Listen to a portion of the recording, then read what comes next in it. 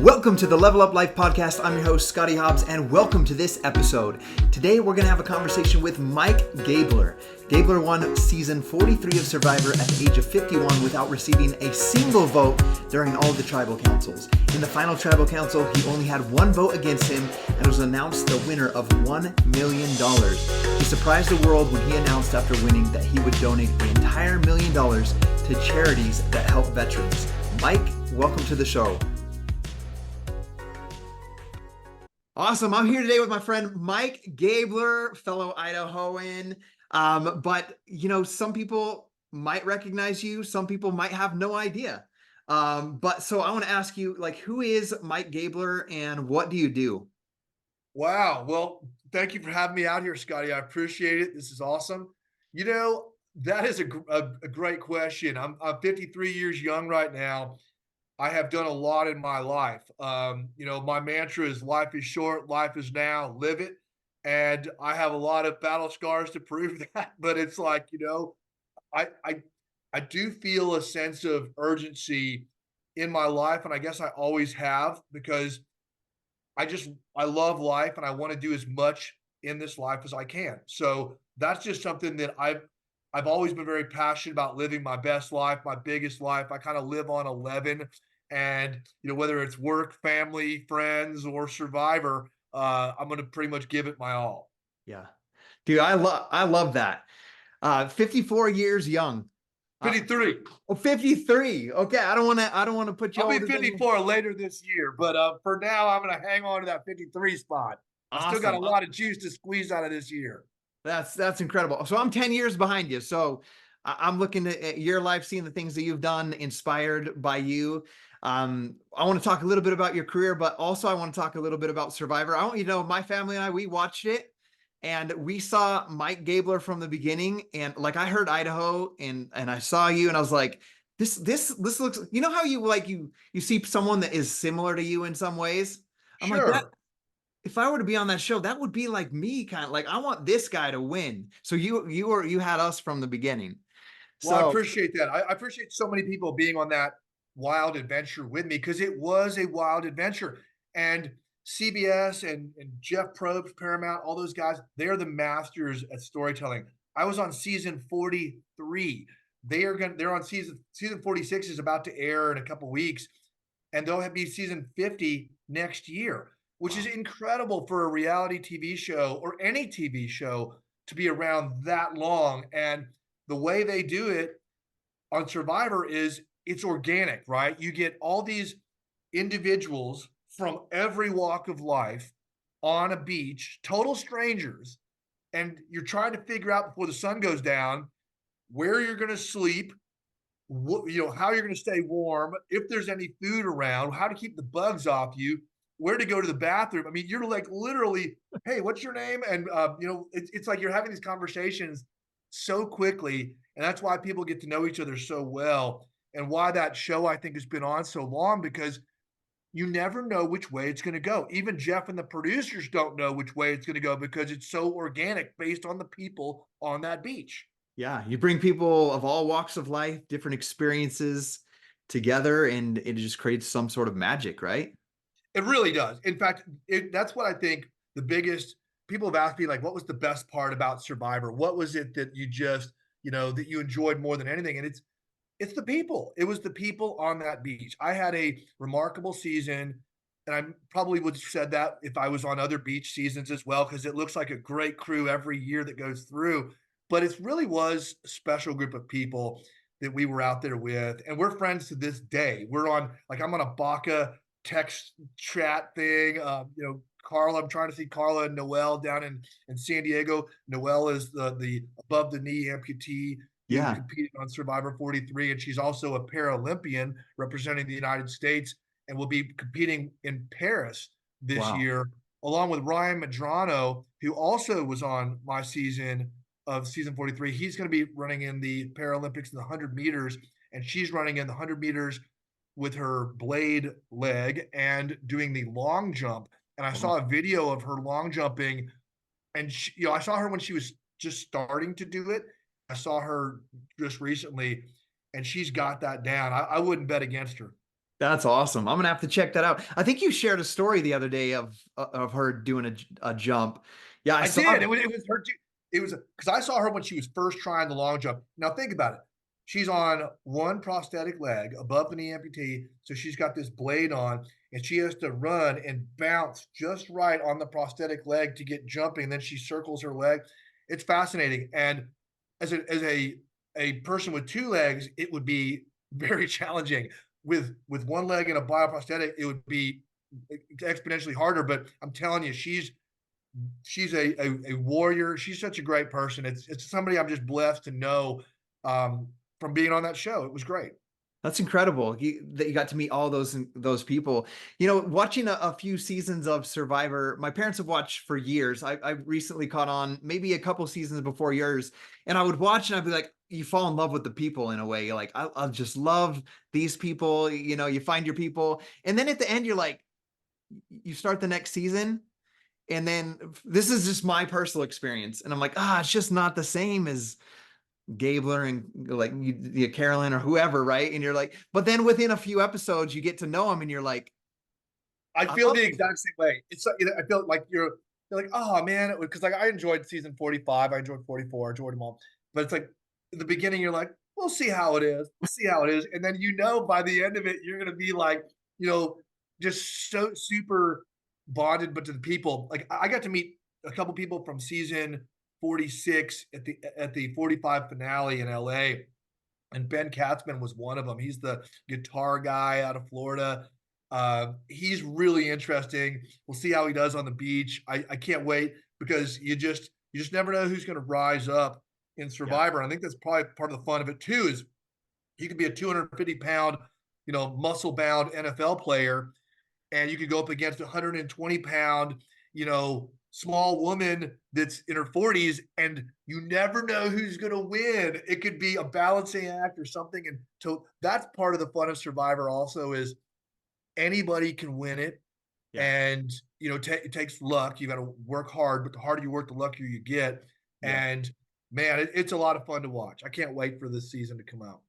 Yeah, I love that. We're gonna watch it as well, and I'm gonna write that note down. The harder you work, the luckier you get. I've heard that before, but it just hits different when you share that right now.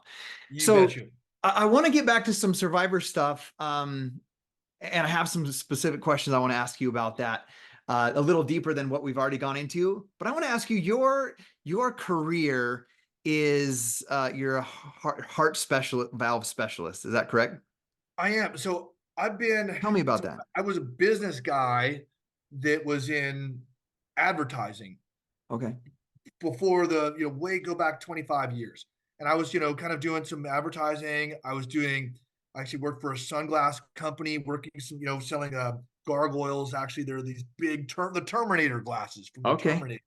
Um, and I was just kind of trying to figure out like, what's the purpose of this? What am I doing? I'm spending a lot of hours on this.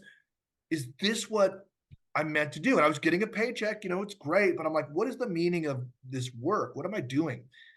And a roommate of mine, who was a nurse, had left the hospital and was recruited to work with an orthopedic medical company selling orthopedic knees and hips and basically hardware to insert into people for knee replacements and things.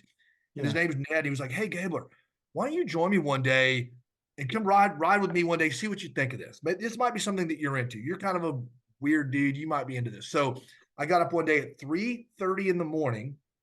I drove with Ned from Houston to College Station, Texas, and we were at a hospital there. And the first procedure I watched was a bilateral knee replacement, which is amazing because I work with heart valves now with catheters and wires, and it's very elegant, tiny incisions, minimal amount of moving around. Whereas knee replacement, it's like you're building a deck out of human parts Yeah. with hammers and saws, and it's crazy.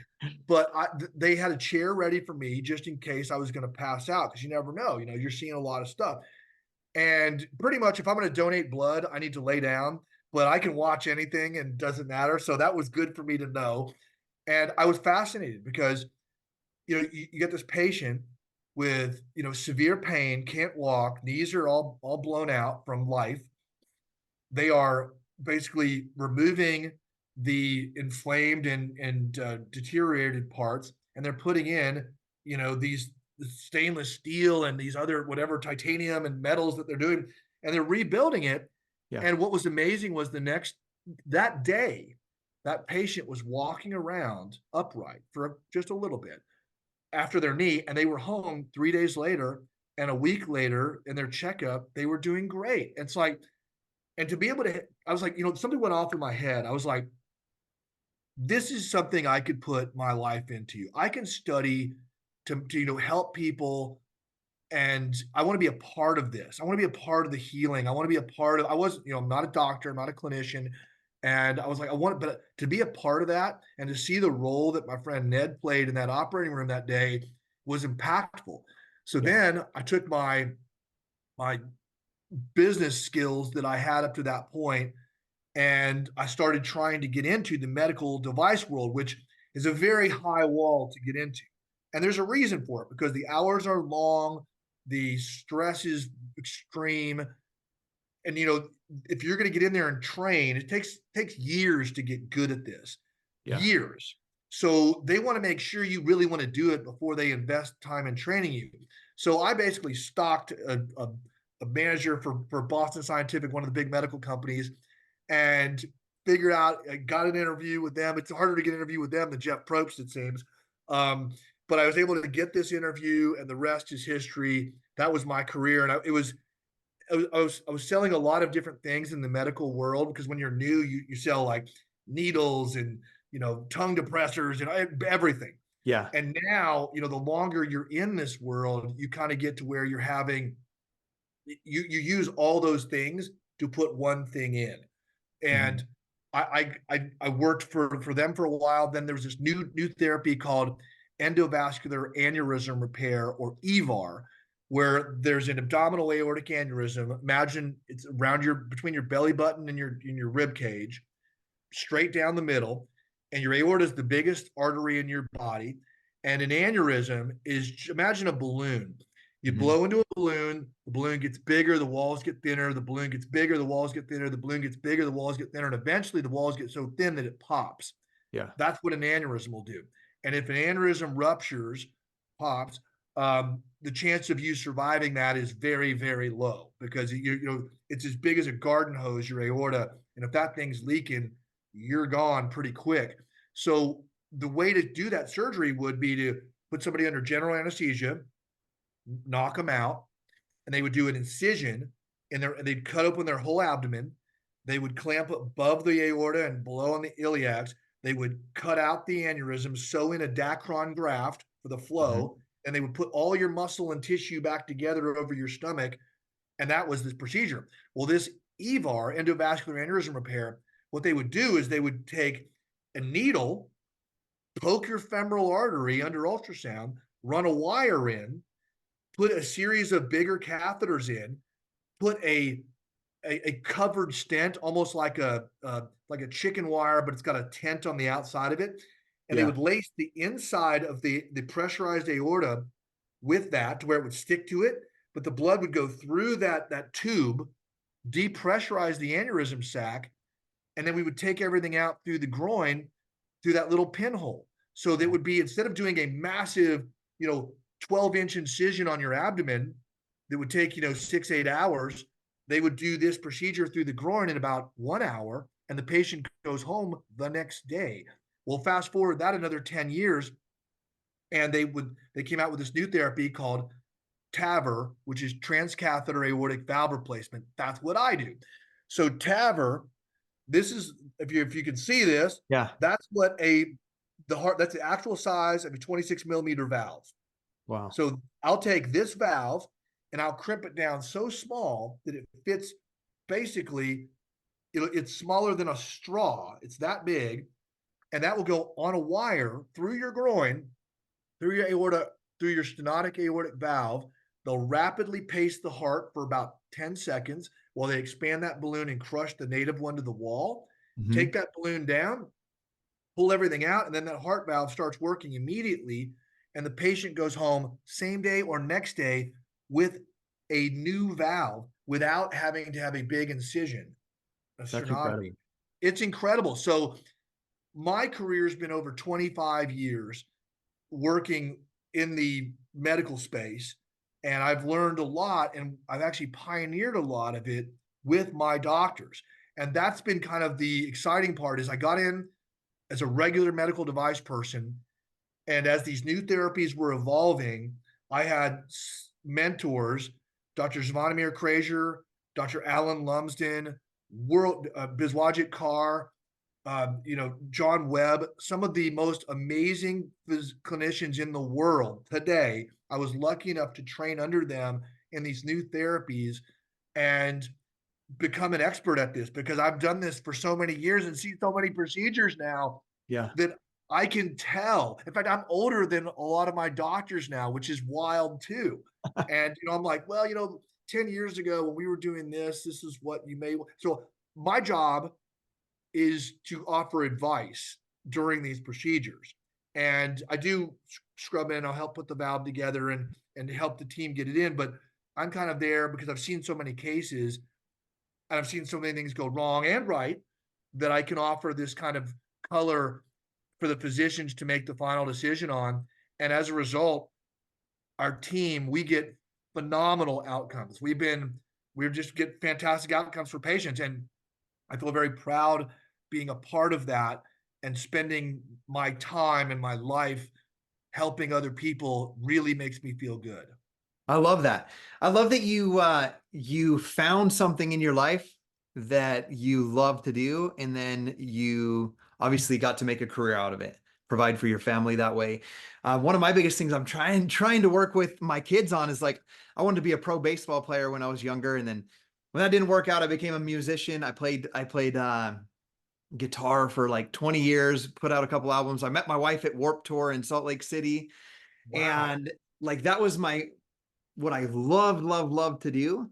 But like I saw my cousin making good money as a dental lab technician, making crown and bridge, but I had no real desire to do that. And so I went to school to be a dental lab technician and then spent a couple years doing something that I absolutely dreaded doing, going to work for. So when I found a way to express myself in business, like I fell in love with it because I realized like, yes, I wanted to be a professional baseball player or um, later a musician because I love the feeling of being able to get on a stage of some sort or platform to Must be electric. inspire. That's one of the things I've never done. I think that sounds amazing. I wish I don't have the talent for that, but I feel that. And I think that magic that you're talking about is, maybe there is something to go revisit on that. I don't know, because doing something you don't like for the paycheck, I've done that. It's no Yeah. fun.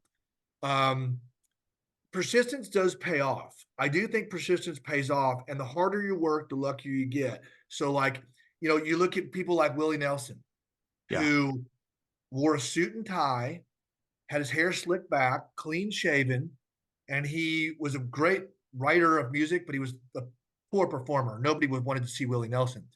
And eventually, after a decade or 2 decades of rejection, he said, screw it. I'm gonna grow my hair out long, growing a beard. I'm gonna play these redneck kind of college festivals in Central Texas. And oh my gosh, it clicked. Yeah. People were like, this guy's for real. He's not a bullshitter. He's a real person. The more authentic Willie was, the more successful Willie was. And that's what I think is really amazing. And if you look at other bands like, say, Motorhead, Lemmy from Motorhead, Yeah. uh, no success, but played true to themselves until the world caught up with them Yeah. and then became superstars and influenced other bands like Metallica and many, many other bands. But I think there is something to being patient. There is something to being patient when you're following your dreams. Um, but at the same time, you got to get busy living or get busy dying, right? And there's only so much time. And if are you doing the right things? I think a lot of people ask me about, oh, I want to do this or I want to do that. I wish I was motivated. Or I wish I was, or you've inspired me to do something, but then it just tapers out. Inspiration is nice. I like to be inspired. You Yeah. like to be inspired, but inspiration is fleeting. It comes and goes. Motivation. Some days I wake up and I'm motivated to work out, and some days I'm not. So if I rely on motivation, then I'm going to work out sometimes. Yep. Dedication. If you're dedicated, you're going to write one song a day. You're going to play 8 hours a day. You're going to commit to playing one public event per week. You're going to get into a band. You're going to do, I mean, it's about anchoring infinite possibility with necessity so that you actualize your dreams and make them a reality. Does that make sense? Absolutely. As you were saying, I was thinking about my life, running my online health and fitness business and running a podcast. It's like me being naturally, I told you right before we got on and started recording, I'm naturally introverted. So I'm not motivated to wake up and interview somebody, being someone that's naturally introverted, but it's discipline. I'm going to do one a week, like setting a specific goal and taking action based on a decision of what you're going to do versus like, do I feel like doing it or not? Right. I think that's great. That's really true. And you're doing a lot, and it, it sometimes you've got to evaluate your spend on what you're doing. And do I need to put more time into this bucket and less time in this bucket? It's a juggling act, Yeah. especially as you get older, right? Because we have more irons in the fire and we have more possibility. But if we get transfixed on possibility, we keep looking at what could be possible, and we end up where everything is possible and nothing becomes a reality, then you're just kind of swinging in the wind. You know what I mean? You kind of need to, it's things that you the more you do, the more your perspective widens, Uh-huh. and that enables you to see more things that maybe you didn't see before. Maybe they were just out of peripheral, just out of view. And now by doing the podcast, you're either meeting other people or you're learning other things, and it's taking you in another direction that's healthy for your overall goals, right? Yeah, absolutely. And that's one of the main things. This is just playing off of that. Like I wanted to start a podcast like 8 years ago, but even back then it was like I'd built a great 7-figure business. And so I was like, I know the things. That was my mindset back then. I know the things. I want to get a podcast to teach the things. It was like all about me in a way. And that's just being honest and transparent. Yes. And I didn't take action on it and whatnot, and probably for a good reason. But recently over the past year, I got more clarity about what I wanted to teach, what I wanted people to understand, and really understanding even from some of my mentors that were just being straightforward with me, like you you can't be the smartest person in the room. Like you have to get around people that are doing more and doing harder things than you, doing more than you, if you want to take your life to the next level. So that's where I was like, I'm going to interview people that are doing incredible things and things outside of what I'm used to expand my knowledge, my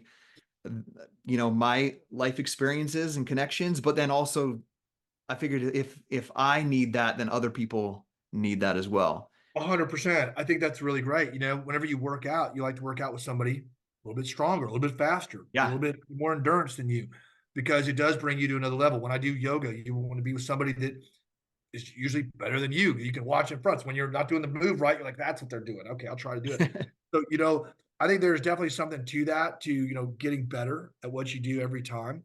Um, but there's, you just also have to figure out what you want to do and get there, because there's a lot of things. And learning is great, and I try to learn every day and all different kinds of ways. But I also catch myself being lazy, where you're like, I need to read another book before I can tackle that project, or I need to do whatever else. Well, do I really need to do that, or am I just procrastinating? Because at the end of the day, you got to do the work. You Yeah. got to do the work, and there's a balance. And I think that's where discipline comes in, and you have to kind of push yourself to do the work every day on whatever's important to you to get there. So you look at like being on Survivor. I'm a fan, like you and your family. We watched it since the beginning, but Jeff Probst is not going to come find Mike Gabler. He's Yeah. not. I got to go find Jeff. So I always said that before I turned 50, I was going to apply for Survivor. So I was like 49 in 10 months. And my wife was like, getting late, I'm like, okay, I'll make a video this weekend. And I got up early, put together a 3-minute video. If you Google Gabler Survivor audition, my video pops up. It's pretty funny. And I made it for myself and my friends and family because what are the chances that they're really going to call you, right? I mean, it's unlikely. There's 30,000 people every year that audition for that show. So I'm like, all right, whatever. I'm just going to send it in. And you know how you always get all these spam calls that come in on your phone? So Uh-huh. I'm getting this 310 number that keeps popping up and I'm like blocking it and whatever. So eventually on the weekend comes, I was busy at the hospital that week. I had like 4 voicemails from this 310 number. So I'm like, oh my God, who is this? Who keeps calling me? So I listened to the message and it's like, Gabler, it's Survivor, call us back. And I'm like, oh my gosh. So, that was about, is it possible to be on a reality show? Sure. But if I don't do something to anchor that possibility with necessity, like creating a video and sending it in, it doesn't happen. Yeah. And I just would live in that possibility zone. And the possibility zone's fun and it's important for a while.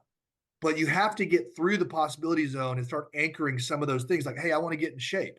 Okay, I can read books and watch YouTube videos on how to get in shape. But eventually, I'm going to have to do something where I'm sweating to get into shape. So there's a lot of analogies you can use, but I think anybody listening to this, you know yourself, you know when you're pushing and when you're stalling, and it's human nature to do some of that. And I think the more successful folks figure out a way to be honest with themselves and say, look, I want to run a marathon in a year from now. I need to start, I need to get where I can run a 1 mile before I can run 26 in a row. Let's start now. And then you can Yeah. do it, but it takes time, effort, and focus and Yep. discipline to get there. And then being patient with that process. That's a, why don't you talk about that for a second? That's a really good point. Yeah. So tell me about you being patient in the process.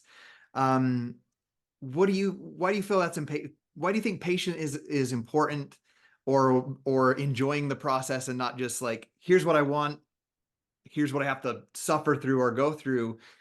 Like, what do you think about that? Like, Well, we're in a very instant gratification type of world. We want it now. I want to be successful now. I want to be on Survivor now. I want to win Survivor now. But it doesn't work like that. If it does, you get voted out. That's how it goes. So just look at even the beach itself. Season 43, we were on there, and a couple spoiler alerts, but it's like season 43, there were some cracks in the alliance at Baca early on, right? There's yeah, some things, and there was some distrust. I could have nipped that in my normal life. I probably would have nipped that in the bud earlier, being more direct and say like, "Hey, I'm concerned about whatever behavior," and I would deal with it.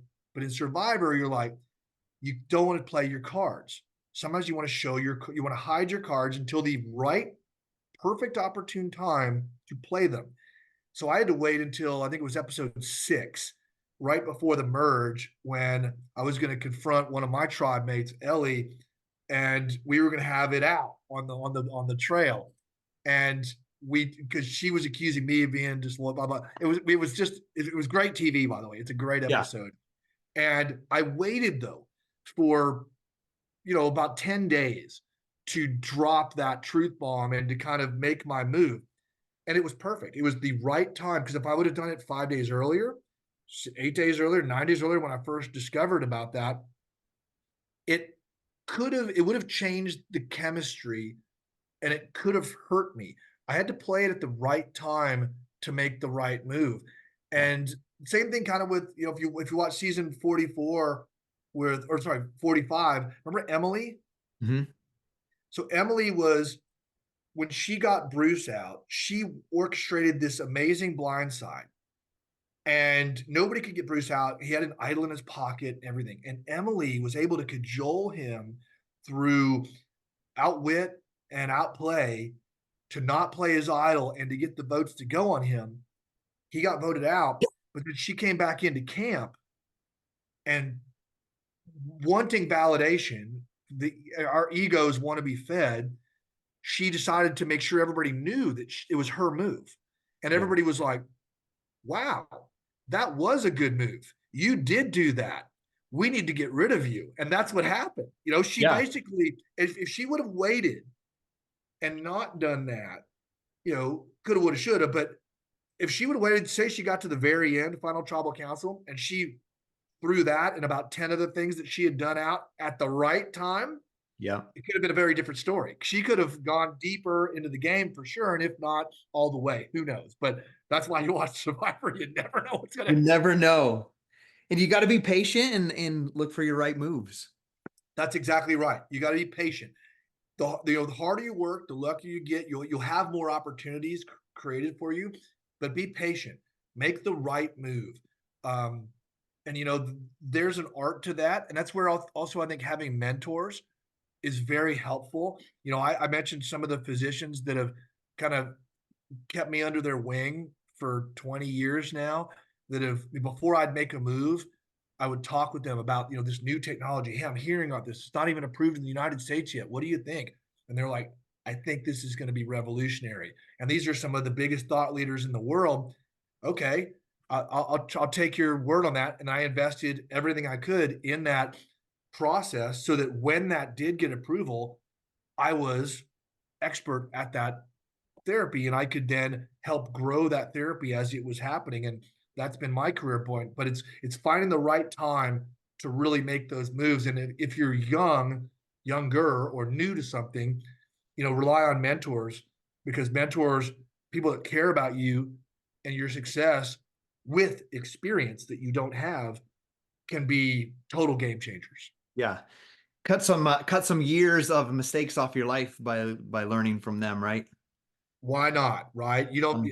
I don't need to learn hard lessons. Someone I else learned already went plenty. through it. Yeah, if I could learn somebody else's hard lesson, that's the way to do it. Yeah, I mean, I see a ton of books behind you on your shelf there, and so I mean, you probably learn a lot from those people as well. Obviously, you want to find people in real life. I even go to scripture and I'm like, hey, this is something that's happened forever, like a pride cycle. People get prideful, then they go through hard times. Like there's For sure. examples throughout our entire lives. So I'm For gonna ask sure. you, That's a great point. I'm gonna ask you a question. I know she was like, okay, time's ticking. You got to put the application in. When did you first have the idea to pursue going on Survivor? Like, was That there a was moment where you're just like, I should do that someday? I was a fan of the show, and I always kind of said that, maybe one day I'll apply for that. And I guess at some point I said I'll do it before I turn 50. Okay.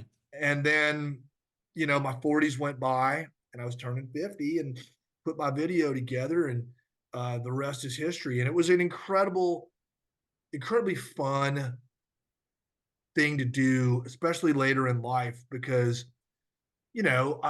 I'm somebody that I still think I'm 20, even though I'm 53 years old, but I live a pretty active life, and there's no stopping me, God willing. I'll just keep going for many more years. I'd love to play when I'm 60 and when I'm 70. Oh, that'd be awesome.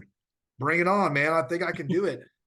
So hopefully that could happen again. And if not, I hope I'm in good enough shape to where I can still have big adventures, whether I'm, hiking up, chasing elk for 10 days out in the backwoods, or, crossing a desert, or doing some surfing safari.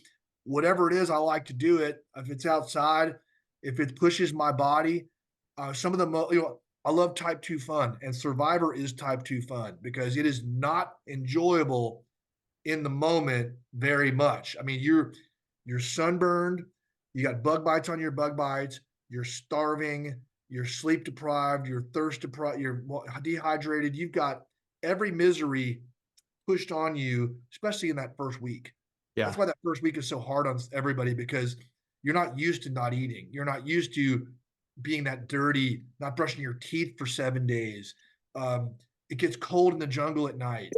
It's crazy hot and humid during the day. It was snowing when I left Boise to fly to Fiji, and I get to Fiji, and it's 100 degrees with 95% humidity, and clouds of mosquitoes just spiking into your face, and you're just like, oh boy, what have we done here? And and there it went. Yeah. So I think a lot of times, even me watching from home, sometimes you could be judgment. There's a quote, "The man in the arena." Have you heard that quote? Oh yeah, Theodore Roosevelt. So yeah, sometimes I'm like sitting there and I'm like, oh, how come we can't figure out that puzzle or do that? But that you don't realize a lot of times. I think someone sitting on the sidelines or in the stadium looking at it doesn't realize they're not eating, they're probably not sleeping well, and so Oh man, yeah, it I mean, seems when you haven't eaten tough. for 5 days, your brain's not as sharp as it is right now. When you're lightheaded, you stand up quick, you're lightheaded. I lost 30 pounds. I was out there 26 days, lost 30 pounds. Wow. I mean, the longest period I went without eating food, I mean, maybe a mouthful of coconut or a hermit crab, but really without any meal was 12 days. Jeez. And you're putting a lot of energy out there every day. And when you first start starving, you eat your fat, then you start eating your muscle, and then you start pulling from your joints and your spinal column. And it's hard. It's hard on your body. It's hard on your mind. It's hard on your spirit. Um, it's very emotional. It's a short amount of time in the spans of time. It's a very little tiny bit, but it's 24 hours and it's nonstop. In fact, Owen Knight, who was on the show with me from day one to the very last day, Owen was a great friend, is a great friend. And me and him did the math one day. We spent like 800, gosh, I spent like 800 hours with you. We did. Oh, wow. If you look at it, it's like, imagine 1 3-day weekend. So, Scotty, imagine me and you doing a 3-day weekend together once a month for 10 years. Jeez. It's about the same amount of time. And why you really get to know people super well. And everybody really understood each other at core. And it was a beautiful, I just loved how everybody got along. Yeah, we competed, we were battling it out at each other, but it was still a very, very amazing experience because everybody cared about each other a lot out there. Yeah. So being out there, you build these relationships and these friendships that have gone on. I see on your Instagram, you have friendships that are carrying on, and you've talked about them a little bit here. What are your favorite, what's your favorite thing from that experience, and what's probably your least favorite or worst, like your best or your worst and your worst? The best was getting to meet all the amazing people that I've met on the show and through the show. When we were working on our donations, which we donated the last dollar of the $1 million in December.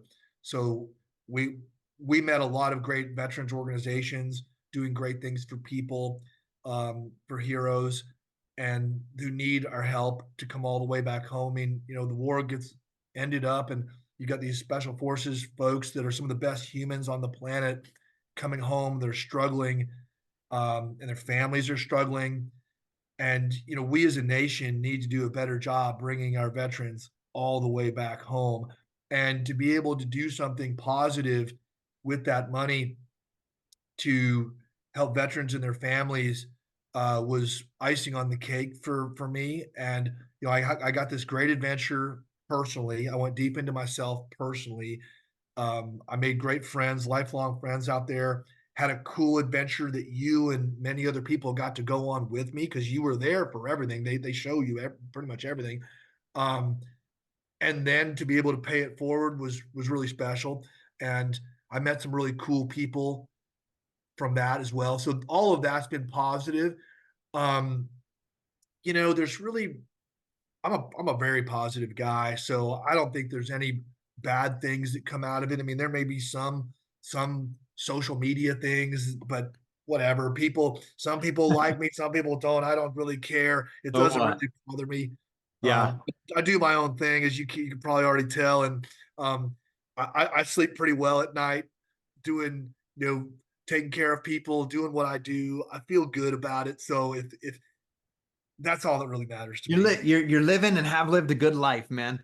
I see a lot of impact in the future that you can continue to make with those wanting to stay youthful, and I Oh, think that's incredible. absolutely, for sure. I'm still in great shape. I I I I can outdo a lot of younger folks, which is fun. I enjoy Yeah. that quite a bit.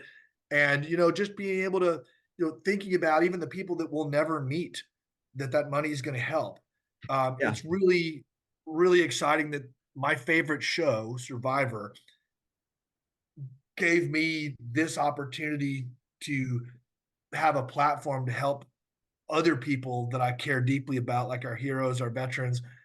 It's awesome. It's awesome. So there's Yeah. really no downside. I don't see a downside So, to this. yeah, I love that. And I love an optimistic person that sees the good in everything. So a lot of people, some people might not watch Survivor that are listening to this and don't know what you're talking about. So I'm just going to bring it up real quick. So Gabler, Alec Gabler, I haven't mentioned that on this show. He won Survivor. He won his season of Survivor. And when you win Survivor, you win $1 million. And it was a surprise at the end. It was a surprise for me and everybody that was watching. He, announced he was going to donate that $1 million into veterans, as you mentioned. So I have a question for you.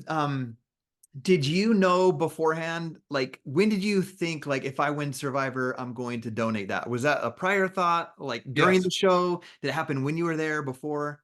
before. So my wife and I and a college roommate who's a veteran, we were talking about, if you win, and of course my buddy's like, "You're never gonna win. They're never gonna. You're never gonna," because that's what your buddies will tell you. He's like, "There's no Yeah. way." But if you win, what are you gonna do with the money?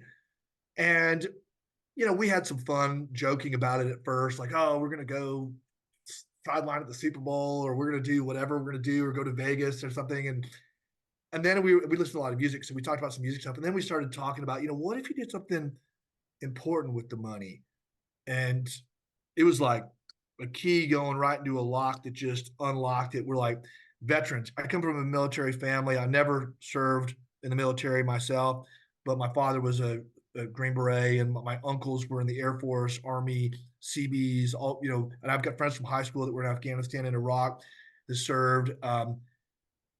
To be able to, the 1% of our country protects the 99% of us, and to while I never served in the military, to be able to serve those in the military that served us was very important for me. So we planned that ahead of time. And I didn't mention it at all in the show because I didn't want to use veterans to help me win. I wanted to win for veterans. So for me to get to the end and win, and the way that Survivor works for those people that haven't watched the show, it starts off with 18 people and you do these challenges. And when your tribe loses a challenge, you have to vote somebody out. And at the end of the game, when everybody's been voted out but three, the people that were voted out vote for the winner. And I I got to the end of the game. I had 0 votes against me, Wow. 0 the entire time. Not one person voted against me. And at the end, I got 7 out of 8 votes for me. So it was almost a perfect game because, when you get to the end, you want everybody to vote for you. And during the game, you want nobody to vote for you. So I had nobody, and I had almost all 7 out of 8 for the win. And then when I got home from Survivor, my wife picked me up at the airport. I'm super skinny. I lost 30 pounds. And she signed all the paperwork that I signed. So we had a little bit of a cry just because I looked shockingly bad. I looked like a feral crazy man. Um, and then I'm like, "Hey, I won, and I hope you're okay with what we talked about because I did that too." And of course she was. And so we donated the entire $1 million to veterans in need, and we created a donor advised fund for tax purposes. So when the money came to me, it cost us $25,000. So we took that out of the $1 million, but 975,000 got to be deposited and did not have to go to taxes. Wow. So we got to donate 975,000 of the million to veterans and people who needed help. So it's been a beautiful cherry on top, if you will. Yeah. I have to say that's one of the coolest stories that I mean, I saw it on TV, but it's one of the coolest things that I've ever seen. And when you mentioned the lock and the key, when that came, like I about cried. I held it in, but I felt that. Oh And yeah. I'm sure it's probably what you guys felt when that topic came up. And but what I love is that you guys acted on it. It wasn't like, oh, that would be cool to do that. It was like you made a decision and followed through with that. And we made sure to give the entire $1 million was donated within 1 year. That's what we said we were Incredible. going to do. We didn't drag it out for whatever. We just did it all, and it's been great. Um, there's still a lot of need out there. Mhm. Maybe I need to win again. I don't know, but there's a lot of need out there, um, and I'm just grateful that to be able to put some spotlight on that important subject of helping our veterans come all the way back home and to find a new mission. And one bad day does not make for a bad life. And PTS is post traumatic stress. They call it PTSD, but really, it's not a disorder. If you see something terrible and have a problem processing it, that's a Yeah. normal reaction. And traumatic brain injury, depression, addiction, and of course, suicide prevention. In our country, 22 veterans a day on average take their own lives, which is an intolerable statistic. It was something that I wasn't going to sit by and just let happen. And it's still happening, but I'm trying, by talking about this, and that $1 million is at work right now helping lots of different people. I think there is hope, and there's progress. And if you could even save one life, Yeah. it would be worth it. And we're saving more than that. I know we're saving a lot of lives, and then take that out another the halo effect with families and other people that are struggling with these struggling veterans. It's doing my part. Yeah. That's beautiful, Gabler. I appreciate you for sharing that.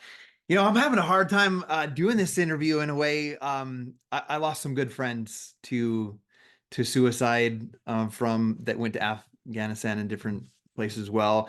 And I lost my cousin to alcoholism. And this is going to sound weird to you, but you look just like him. Same beard. He looks just like No you. kidding. Oh, he was Yeah, good looking I'll, then. I'll send you. He was a great looking dude and the funniest, best friend I could ever have. I'll That's send you a amazing. picture later, but I appreciate you doing that work and spreading the word, and that You people know, that are listening to this can hear that. to your point about your cousin being such a gregarious, fun person, you know, people do not pretend to be depressed. People pretend to be happy, Mhm. and that's the masking of it. So I hear that sometimes of people that we lose who were like the life of the party, but it was a hollow thing. They just, and I think that that's why, I'm wearing this shirt right now from Mental Joe's. It's Oh, I called like You it. Good. All the proceeds for Mental Joe's go to help veterans in need. So, I like this hat's from there to Buffalo charging through a storm. Um, and I think getting help, there's help out there to be had for veterans and their families. People want to help, and but you just got to find help because you're worth it. Yeah, absolutely worth it. And all of I would love afterwards all the charities that you know of that you've helped with. I want to put a link in the podcast for those. So Okay, we'll I'll make send it sure to you. that There's 25 of them. okay, we'll make sure we put all those in there. Um, I got another question about before you won, because I know it comes down to the final three. When did you realize in the show that you had a good possibility of winning? Like, I'm curious about that. When I won the first individual immunity, Yeah. It, I felt pretty good. I yeah. felt like I got this. I thought, honestly, maybe even earlier than that, because maybe when I won that, maybe on day three when I got an immunity idol. I mean, it's like I felt it early. I felt a calmness that I think is unusual out there. I don't know whether it was my mission that I was on, because I was out there to help veterans. My goals were to go big into myself, learn about myself, and grow as a person. And if I get to the end, that money is going to be for veterans that need this money desperately. And as I got deeper in the game, I got more powerful in the game. I got more comfortable in the game. And I started to believe. And it was interesting because on those cold nights, those hot days, those starving days, those miserably uncomfortable, bug bites, spider bites. They had 3 different kinds of biting ants that lived on the island we lived on. All of them bit. Um, I started thinking about our veterans and like what they would go through. And I'll tell you, If you can find meaning in your suffering, then you can endure all kinds of things. And just think about it right now. Like if I would have put a flame underneath your finger, Scotty, you'd go ouch and move it. Yeah. But if that flame was to bring your cousin back, you I'd hold know, it there. you would. It's finding meaning in your suffering. And that's been written about by Friedrich Nietzsche. He's a philosopher. Also by Viktor Frankl, who's a Holocaust survivor. He wrote a book called Man's Search for Meaning about finding meaning in your suffering and those that survived the Holocaust. And he was in some of the worst death camps that there were. Um, he did a study basically internally on his mind to figure out who survived and who didn't, and there's a lot of power in helping other people, however you do that, and there's a lot of power. And I think when I was out there, I was channeling kind of our heroes on those cold nights, thinking about what it must have been like, in the South Pacific in World War II, being in these freezing cold jungles, or you're in Vietnam or Afghanistan or wherever you are. So to think about that put me in a different, I wasn't just Gabler suffering in this windstorm with raindrops as big as a baseball pelting you. I was thinking about what it must have been like for those guys and gals. And with that comes power. Yeah. Taking it outside of yourself, thinking outside of yourself and about other people. I think that's what we're put here on earth to do, is to serve other people, help other people, uplift other people. And I think too often in life we might, whether it's on Survivor, you're trying to start a business, like we feel a struggle and we forget, and we're just thinking about, what am I experiencing? Why is this happening to me? Why is it not going as fast as I want it to Yeah. be? And not thinking about the person that you could save with the heart valve, or what you can do with that $1 million should you win the Survivor. So I think it's a Well, it's every beautiful day. It's like your example. sacrifice, right? Every day you sacrifice for whether you're doing a podcast to help other people and reach out and spread positivity out there, or like I work a lot of hours, and there's an opportunity cost there with my family, with my friends, with myself, because I'm at the hospital a lot. But I know that my sacrifice is worthy when I see these patients doing well. It's I feel the trade is acceptable to me, because we go back to the beginning of our conversation when we were younger, kind of trying to find our way, and we're doing lots of different things. We're like, what am I really doing with these things? Like I was selling advertising. Nothing's wrong with selling advertising, but I was like, this wasn't for me. It wasn't the click for me. This helping patients, and I'm not a medical person by degree. I just became one by experience, and working many years and following these therapies and working with these doctors. But it's it's been very fulfilling for me and rewarding in that regard. So for me, it makes my long days. I have crazy long days. Some days I'll work for 20 hours a day. I mean, there will be a 20-hour day, once a week or every 2 weeks. I'll do a 20-hour day, and it's brutal. But those are good days. Those are good days to help a lot of people. Yeah, when you're in the service of others, that time can fly by sometimes. It is, and it is rewarding. I love that. What do you have planned for the future? Like, since you're young and you got a lot of life Yeah. Oh to live, no, I have what do big you want to plans. do? I have lots of plans. I'm going to do. There's a good friend of mine that he started Deer Meat for Dinner. It's a. Do you know Deer Meat for Dinner? I don't, but that sounds incredible. It's a show. It's on YouTube. His name's Robert Arrington, and I've known Robert since he was eating deer meat for dinner, literally. But he discovered YouTube about 20 years ago. Started filming himself and his escapades. Basically, he hunts or fishes something, then he will show you how to fillet it, and then he'll cook it. So it's a great show, and he's got like 3 million YouTube subscribers now. Oh, I'm going with Robert and some other friends in April. We're going to Guatemala to film a show. We're going spearfishing for giant tuna and swimming with whale sharks. So oh, that's coming up soon. that sounds Uh, awesome. it's going to be great.